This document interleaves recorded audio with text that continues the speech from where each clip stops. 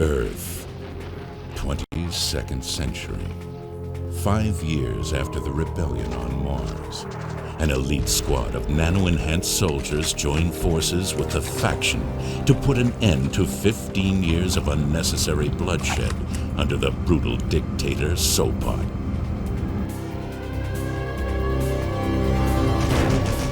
Red Faction 2.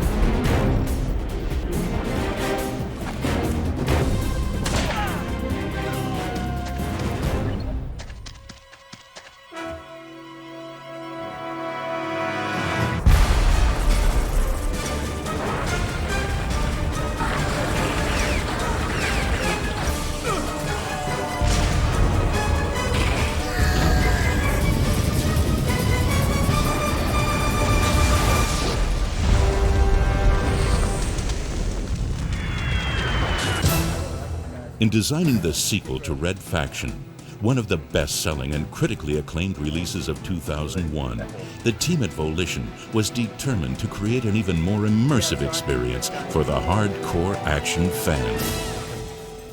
They started by improving on the revolutionary Geomod engine which they had pioneered for Red Faction, literally blowing away the static environment concept of competing first-person shooter games. Geomod technology allows the player to alter and destroy the game world in real time. Red Faction 2 is using an enhanced version of the Geomod engine that we featured in Red Faction 1.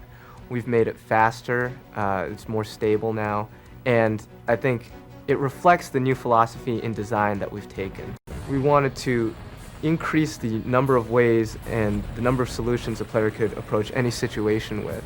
And we did so just by making everything that we could think of destructible. We incorporate both real-time and scripted destruction, both arbitrary and positionally determined, to really just make it feel like you can blow apart absolutely everything in the world. And I think that's what players really enjoy doing.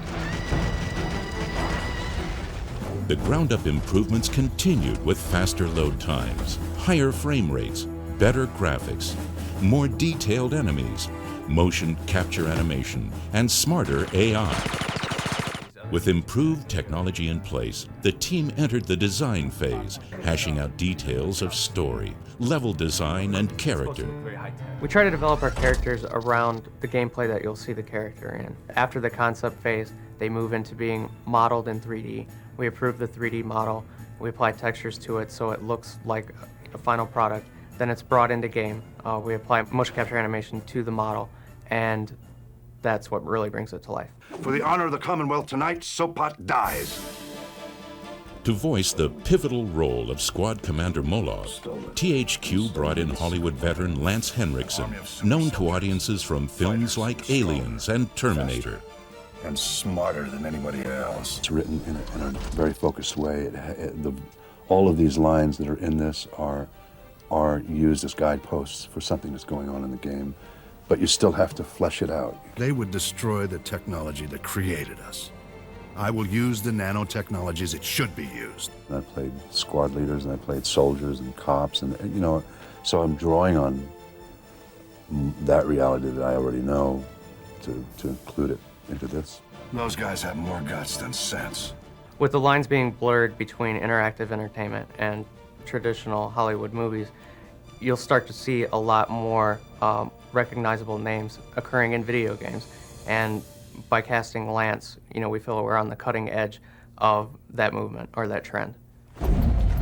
The futuristic setting inspired an imaginative array of vehicles and weaponry for the game, including nano-enhanced weapons that are faster, more accurate, and more lethal.